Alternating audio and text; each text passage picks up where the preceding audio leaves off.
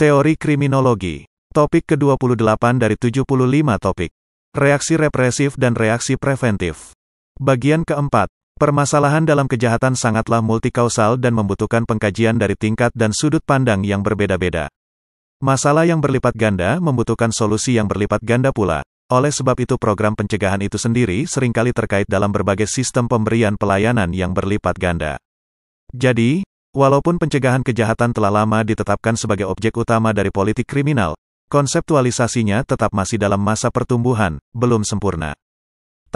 Memberi catatan bahwa pencegahan kejahatan tidaklah dapat didefinisikan sebagai suatu perangkat teknis, tetapi tetap sebagai suatu konsep yang sedang berjuang untuk dilahirkan.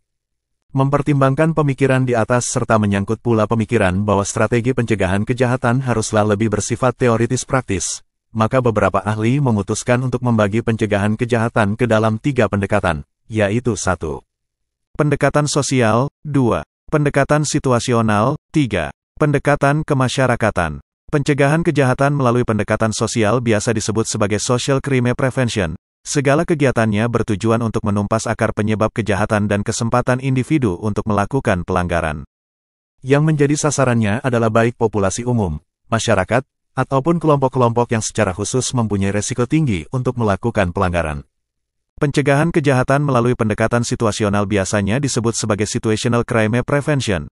Perhatian utamanya adalah mengurangi kesempatan seseorang atau kelompok untuk melakukan pelanggaran. Pencegahan kejahatan melalui pendekatan kemasyarakatan sering disebut sebagai community-based crime prevention. Segala langkahnya ditujukan untuk memperbaiki kapasitas masyarakat untuk mengurangi kejahatan dengan jalan meningkatkan kapasitas mereka untuk menggunakan kontrol sosial informal. Ketiga pendekatan pencegahan kejahatan tersebut tidaklah dapat dikatakan sebagai bagian-bagian yang terpisah atau mempunyai ciri-ciri tersendiri yang benar-benar mutlak, tetapi lebih merupakan pendekatan yang saling berhubungan dan saling melengkapi satu sama lain. Bagi sebagian besar orang, ide dari pencegahan kejahatan adalah sangat menarik. Bagi kaum tradisional, pencegahan kejahatan dapat dikatakan sebagai suatu impian yang bersifat sementara di mana penduduk dilindungi dari kerusakan-kerusakan yang disebabkan oleh keganasan manusia melalui sifat kewaspadaan dan efisiensi dari sistem pengawasan sosial.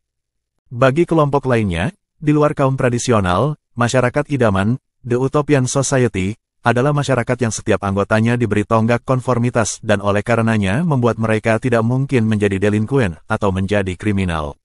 Namun terdapat suatu alasan untuk menjadi curiga atau sanksi terhadap harapan-harapan utopia karena kejahatan, seperti juga kegagalan organis, merupakan aspek yang wajar dalam kehidupan manusia. Pernyataan yang terlalu congkak atau impian yang terlalu tinggi ini, menurut Bittner, pada akhirnya dapat ditaklukkan menyangkut terutama sekali hal-hal yang dianggap sepele oleh impian utopia.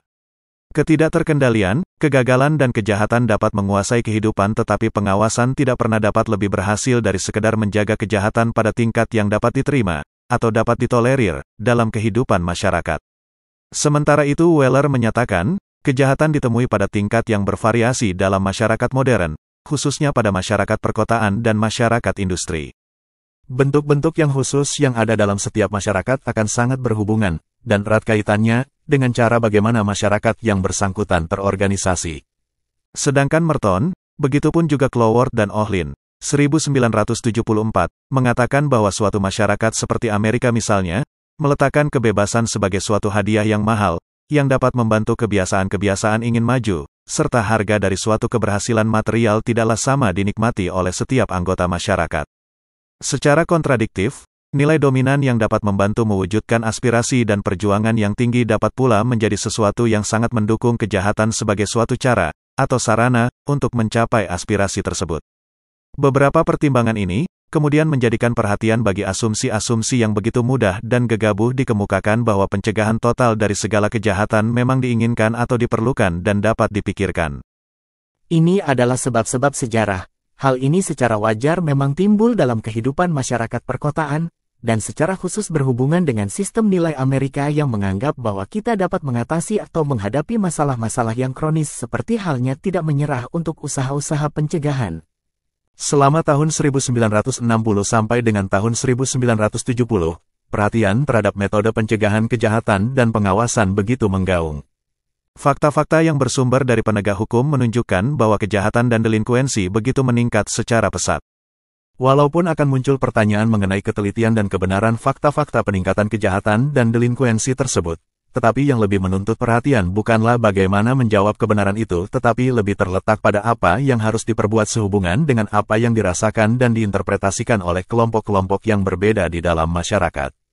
Salah satu hal yang utama, yang dapat ditarik dari sekian respons yang positif adalah anggapan bahwa negara telah berada dalam risiko yang mengerikan sebagai akibat tingkat keseriusan kejahatan dan delinkuensi. Bittner, 1974, mengungkapkan hal ini secara lebih rinci sebagai berikut, sebuah kata kiasan yang sangat disukai adalah war of crime. Maksud yang terkandung di dalam kata kiasan tersebut adalah sangat jelas. Hal ini kiranya menunjuk keadaan bahwa masyarakat diancam bahaya yang serius dari kekerasan yang mengikuti tingkah laku pengrusakan, dan hal ini menghendaki usaha-usaha yang lebih ditingkatkan dan membutuhkan sumber-sumber daya yang tersedia di masyarakat untuk menundukkan ancaman bahaya tersebut. Pengalihan konsep dari crime control menuju war of crime menandakan adanya transisi keprihatinan yang menyatakan adanya keadaan darurat. Demikianlah materi ke-28 teori kriminologi. Channel ini membantu memahami mata kuliah bagi para mahasiswa di perguruan tinggi manapun di Indonesia, maupun masyarakat umum. Video tutorial ilmu hukum, ilmu pemerintahan, ilmu komunikasi, ilmu manajemen, ilmu administrasi dan lainnya disajikan di channel. Video tutorial dituturkan dan disubtitelkan agar dapat ditonton, dibaca sambil didengarkan. Untuk pemahaman yang lebih baik, putar dan dengarkan video tutorial berulang-ulang. Subscribe dan like, agar Anda mendapatkan update tutorial lainnya. Bagikan link video ini, agar teman lain juga mendapatkan manfaat channel ini. Sampai jumpa.